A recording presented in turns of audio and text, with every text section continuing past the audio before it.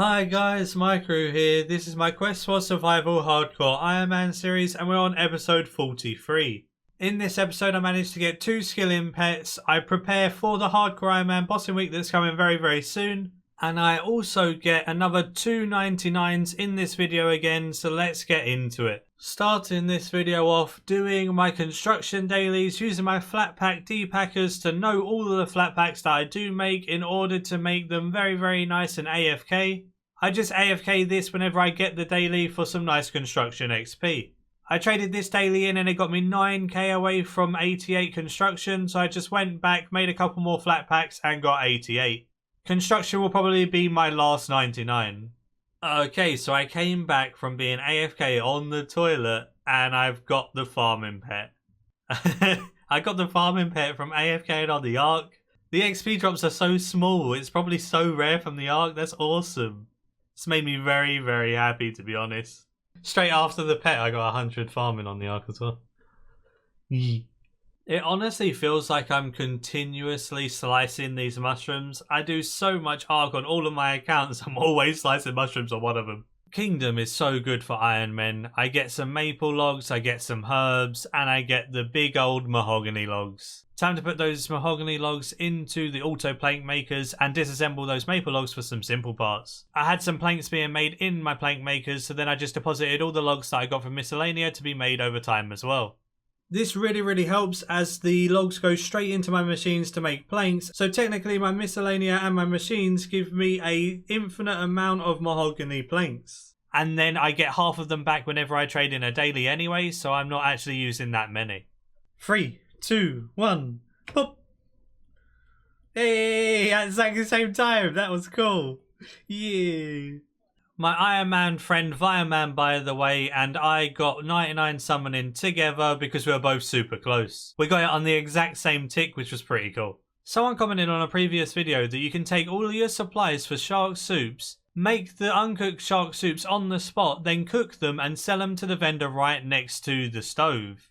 This then saves you having to run back and forth to the bank, which is actually really neat. It's just like an extra daily that you gotta do. It saves time in the long run running back and forth, so it's actually a pretty good thing to do. I'm going to be doing this with all of the supplies I got to get loads and loads of chimes, and then at the end of this video I should be able to get 99 agility just with chimes. I wanted to stock up for bossing and get the best food possible. Sailfish was released and it was the perfect opportunity for me to get the best food possible. I was going to get 90 dungeoneering so I could do the divine rocktail bubbles every single day to get rocktails. But Sailfish really saved me so much time and effort by just being able to AFK them here in deep sea fishing. They're actually really good XP as well. I didn't even have any signs of the porters left, so I couldn't actually automatically send them to the bank. I had to go bank manually. Even running back and forth to the bank and everything, with the perks on my Rodomatic, with the fishing cape, with the shark outfit, everything like that, I was getting around 120k experience an hour, which actually isn't too bad at all, considering I was getting the best in slot fish.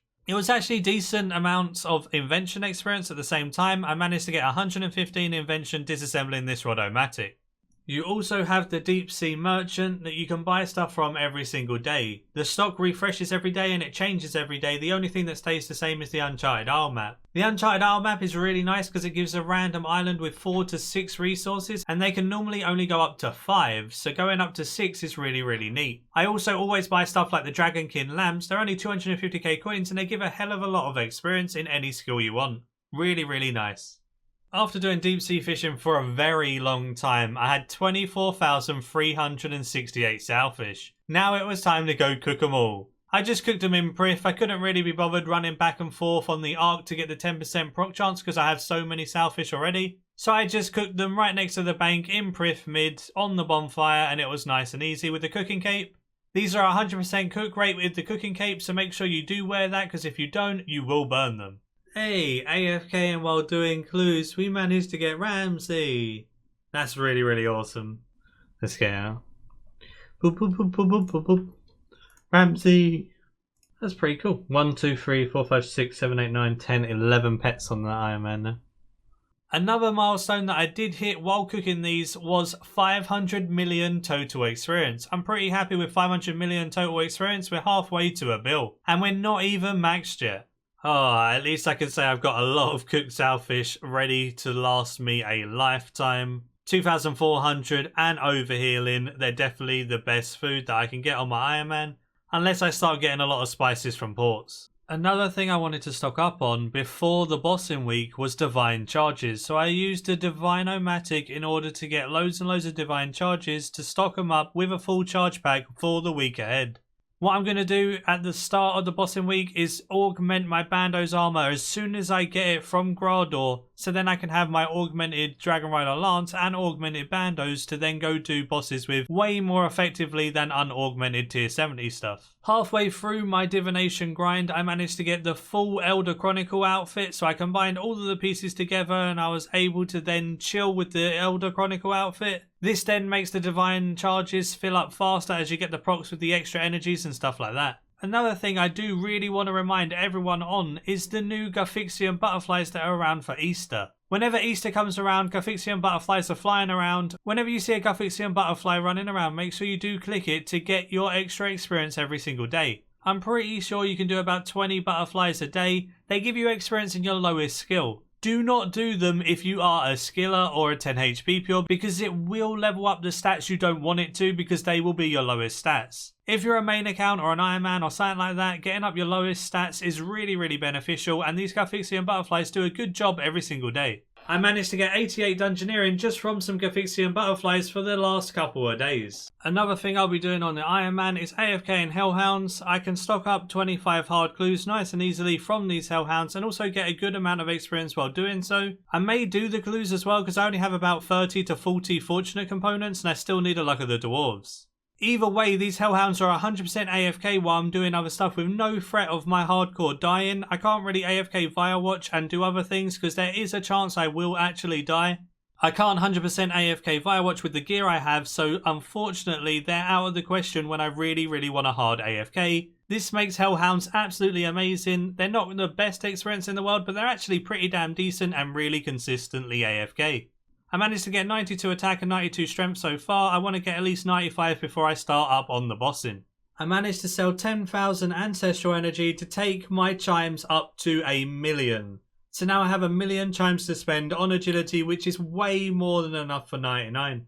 All I did was right click the huge XP lamps and bought 10, and then that allows me to easily just buy them, stick them on my action bar, consume them really quickly, and then say to the clan that I'm getting agility experience very quick and have a bit of fun with that. So I started off just quick chatting my agility level from 92 to 93, and then people grats me like normal. Then I did a couple more lamps, and within 30 seconds I quick chatted 94 agility. That's when people were like, what the hell? And they didn't really understand. A couple of people kind of clocked on that it was the art because I've mentioned it in the videos and stuff like that. And obviously I've done it before on my 10 HP pure.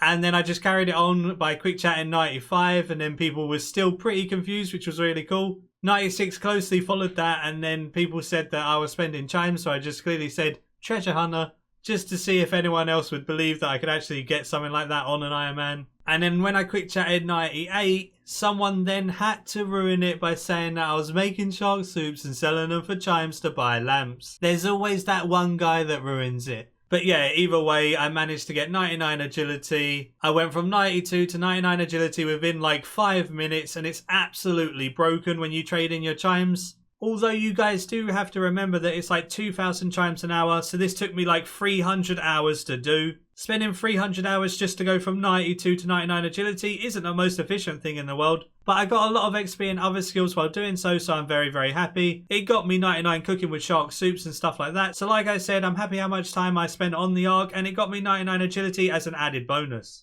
I still have 373,000 chimes ready to be spent on construction. The lamps scale with level, so I'll wait until I'm like 95 construction, then I'll be able to go directly to 99 with the chimes I have. Either way, that's it for this video. Hope you did enjoy it. Give it a like if you did enjoy. Subscribe if you're new for loads of future content all related to Runescape 3. The bossing week for the Hardcore Ironman will be starting in a couple of days, so look out for that if you're interested. Hopefully I won't die. Gonna start off with bandos to get full bandos, then move on to God Wars Dungeon 2 and stuff like that. If I can get good enough gear, I will try Rax at the end of the week, and fingers crossed I don't die to Rax. If there's any bosses you want to see in particular, obviously I'm not going to do really hard ones on my hardcore Ironman like Telos, but if there's some bosses you want to see showcased that aren't too hard and that give some decent loot that I can progress with, let me know in the comments down below what I should include in my hardcore Ironman bossing week. You do have to remember I've barely done any bossing on this character so far, so I don't even have full God Wars Dungeon 1 sets. So that's going to be where I start, but where can I move on to other than God Wars Dungeon 2 and stuff? And until next time, see ya.